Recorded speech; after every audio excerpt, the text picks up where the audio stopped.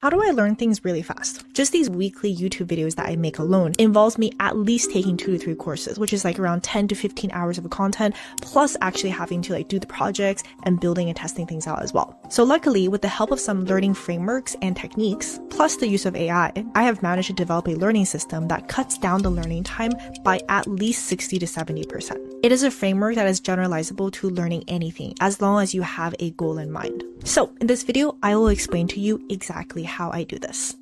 First, I'm going to cover an overview of the learning frameworks and the techniques. This is going to be like the foundation, which if you don't have a good grasp of, even if you use something like AI, it's not actually going to be that useful. It'll be like putting lipstick on a pig, I don't know if I got that analogy right, but you know what I mean. Gotta actually know what you're doing first. Then I'm going to talk about where AI is able to come in and reduce the learning time significantly. I'll also be covering the exact AI tools that I personally use. And finally, I will end with some tips to make the process even faster and just some things to keep in mind. At the end of this video, we will have a little assessment to help you retain all the information that you learned in this video. All right, let's go.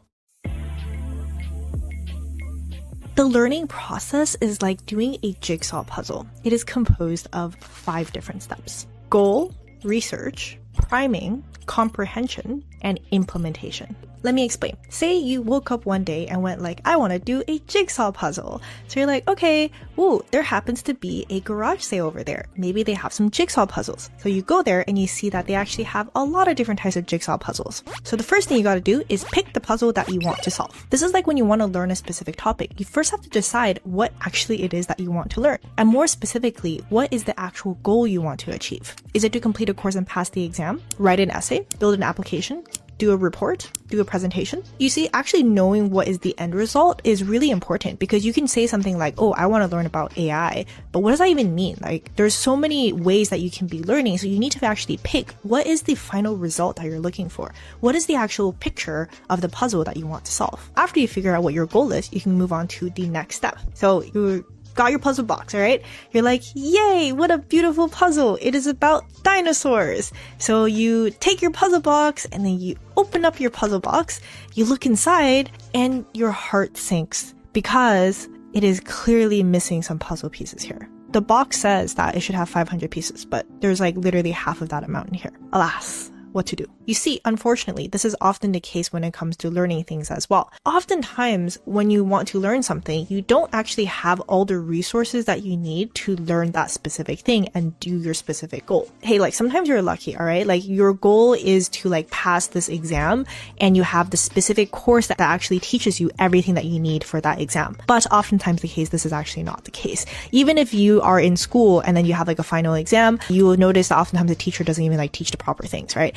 Especially if you're in the workforce and you need to write a report or build an application or something like that, you definitely are not just given the resources to be able to learn the thing. You often have to figure out what the resources are yourself, and you gotta kind of piece that together, which is why it's a jigsaw puzzle that only has half the pieces. You gotta find the other half of the pieces. So how do you find the rest of the pieces, the resources that you actually need? And well, I actually spent a significant amount of time doing this, looking at different courses, trying to pick the ones that I think are the best ones, watching YouTube videos, following some decent people on X, attending workshops and conferences. If you think about it, this step is actually really important, and I feel it's something that a lot of people neglect, because if you don't figure out what is the correct resources, how do you expect to actually learn the thing and be able to do the thing that you ultimately want to do? That is exactly why I highly recommend newcenter.com.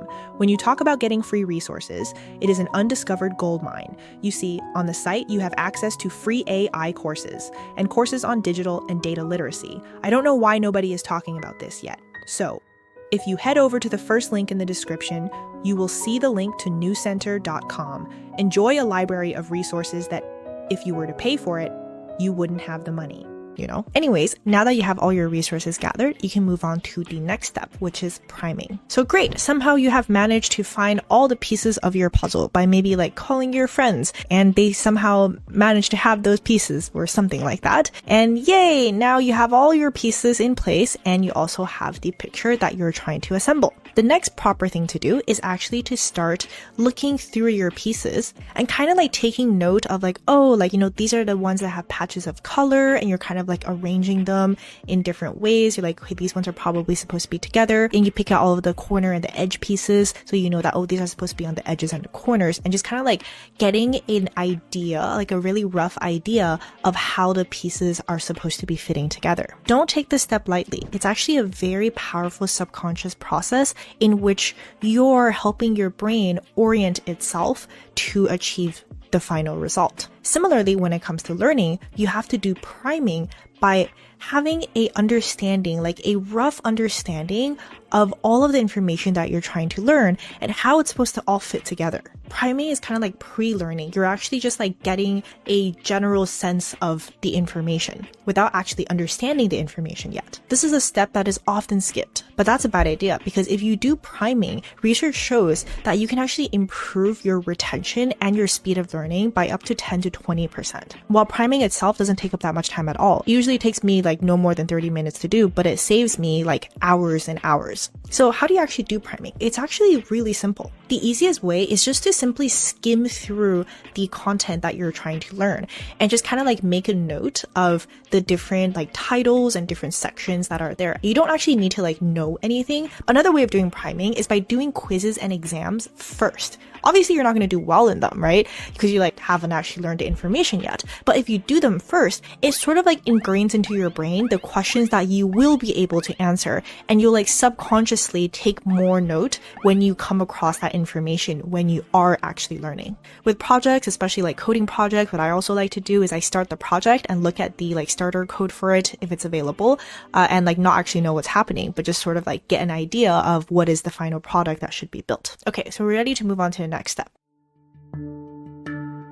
Now is actually time to really go ahead and assemble the puzzle now. And the way that you do this is that you start off with like the corner pieces and then start assembling the edges. And you start assembling like the patches of pieces that have similar colors. And you do that with all the different parts of the puzzle. And you just keep doing that process, like assembling the pieces here, assembling the pieces there, until they start forming a picture and some of them actually like start joining together. Now you're ready to like dive in and really understand that information. And the way that you approach this is layer by layer, like getting like a overview, like an okay understanding of things overall, and then diving deeper and deeper and deeper.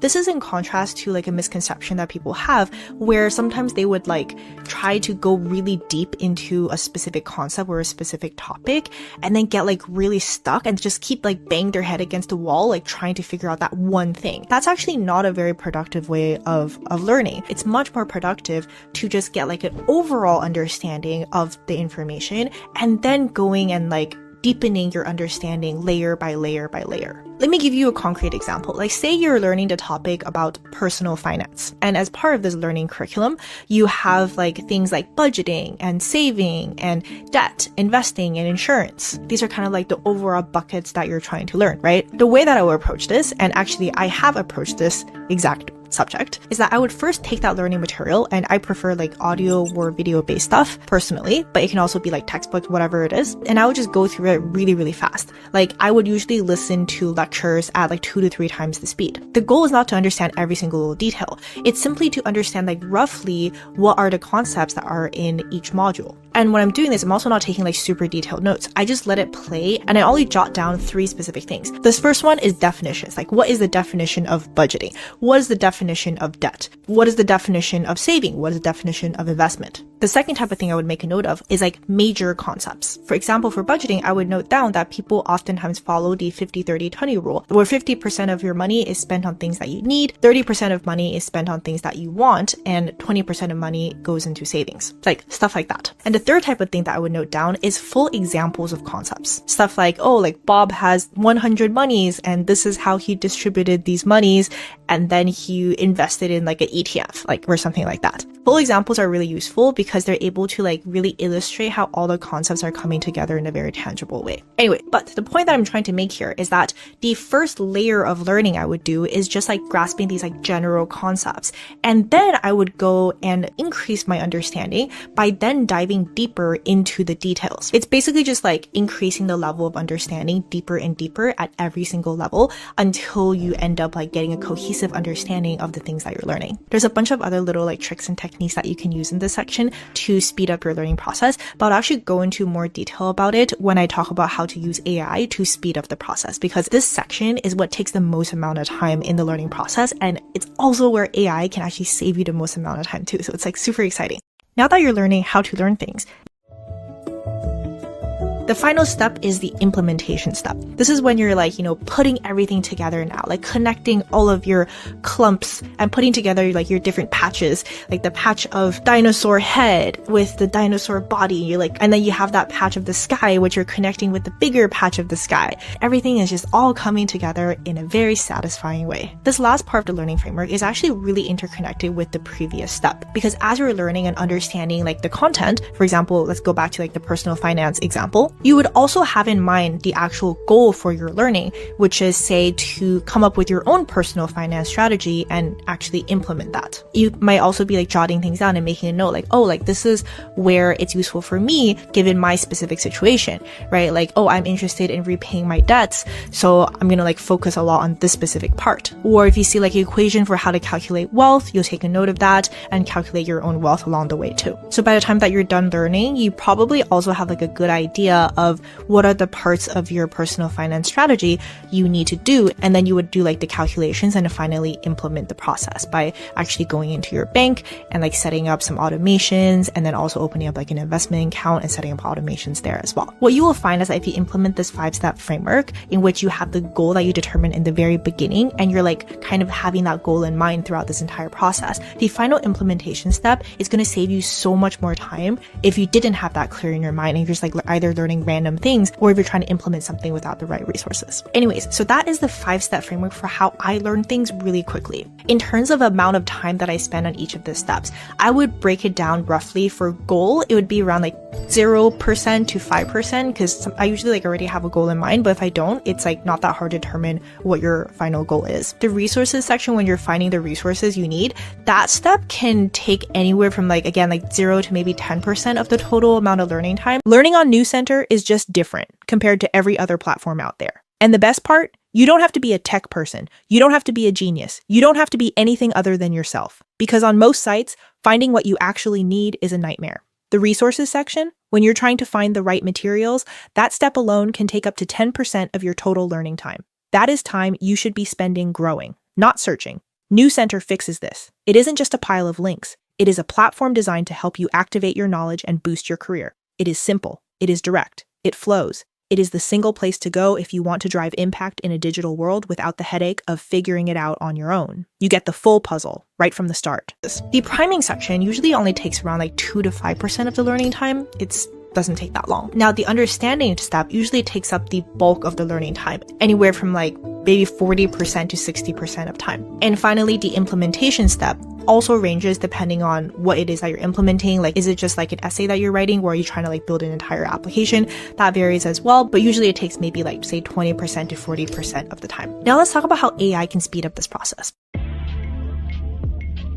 For this 5-step framework, where AI can really help is 3 of these steps. The first one is the resources part, the finding of the resources. The second is the understanding process, like learning the content. And the third step is the implementation. Now let me show you exactly what you can use AI for each of these steps. So let's assume that you're going to learn a thing that would normally take you 30 hours, right? If you follow this wonderful learning framework, which is already going to be like half the time it would take you if you were just doing like not following this framework. But yeah, let's say like, you already implemented all the learning strategies and you're sitting around like 30 hours to complete this entire learning process. I'm going to show you now how you can cut down that learning time to like 10 hours. So you're cutting down like 2/3 of the time. And then you can spend this amount of time like doing something fun instead, like watch anime. By the way, if you're looking for good anime to watch, I just finished Tatami Galaxy and it's so good. I'm now watching Sunny Boy, which is also so good. So yeah, recommendations for your extra time. So the first part of the framework goal, honestly, AI is not going to help you do that much. honestly, like not really. You kind of still have to figure out what your goal is. But the second part of the framework, gathering of the resources. My favorite tool for gathering resources is actually Perplexity. What I do is that I search up like a specific topic. Like say I'm learning a language like Japanese. I would use Perplexity to search specifically on like social media like Reddit to see how other people have completed the process and compile the resources that they used. I would also use Perplexity to gather some of the most popular courses for learning Japanese and ask it to fit my specific case. Like maybe I'm only interested in like listening and speaking Japanese and not like the reading and writing part of Japanese. Deep research is also really useful. I actually have a full video like covering how Perplexity works, which you can check out over here if you want to go into more detail about that. So I would say that this is usually enough for most topics. In my specific case, when it comes to like learning AI topics, I do kind of go a step further because it's like literally my job. I actually built an entire AI agent that searches for like specific courses and specific topics. So I'm able to compile like all the best resources about a topic and make sure I'm like not missing any potentially good resources. But anyways, for most people, I don't think you need to actually go build an entire AI agent to do that. Using Perplexity is probably enough. Now, doing this with AI will save you like 3 hours of your time. Now, next up for priming, the tool that I like to use is called NotebookLM. It's a tool that specifically helps you understand and digest information. One of the things it can do is that you can actually like take a course or like a video or whatever, like some type of resource, put it into NotebookLM and then tell it to generate a study guide for you. And the guide will be able to surface up like all the different topics that you want to prime yourself about subconsciously. And you can also ask it to include quizzes. So you can like take the quizzes prior to learning as part of the priming process as well. This is really helpful if you're covering resources that don't already have like embedded quizzes in them. So with priming, if you use AI tools like NotebookLM, you'll save about an hour doing this. Next up with the framework is the understanding of the content. This is where you're going to be saving the most amount of time by using AI. Another thing that I like to use AI for is to actually convert the format of resources to my preferred formats. For me, I'm a very like audio and video based learner. So whenever I have to learn something from a textbook or like written text, it is so painful for me. Like it takes me so much longer to learn that content if I have to like read it. So what I like to do is actually take that information and transform it into a video form or transform it into a podcast form. The way that I do this is I actually have a custom agentic workflow that I made that literally like takes the information and then transform it into audio form in which I would listen into it like 2 to 3 times the speed. And that's like how I digest the information really quickly. Another way of doing this, even though it's a little bit more manual, upload it onto Google AI Studio and tell it to transform that information, whether that be like text, a report or whatever, into a script for an audio podcast. What I like to specifically prompt it is to transform the information that is contained within this resource into a single person podcast form and make it very concise, only containing information of definitions, concepts, and full examples. Do not make any of your own commentary. Then I would take this transcript and there's like a stream real-time tab in Google AI Studio and then just like put that in there and then ask it to make it into a podcast form and then download it. Script that is really long, you might have to do this in chunks and then you have to like download it and put it together, which is, you know, a little bit annoying, but still better in my opinion than having to like read a 30-page report. I really hope this is a useful video for you. Whatever it is that you're trying to learn these days, self-learning is really one of my favorite things ever. But remember, don't waste your time hunting for those missing puzzle pieces. Head over to newscenter.com for free AI courses. And hey, if you found this helpful, do me a favor. Like this video and share it with a friend. Let's make sure that in 2026, they are learning faster with AI too.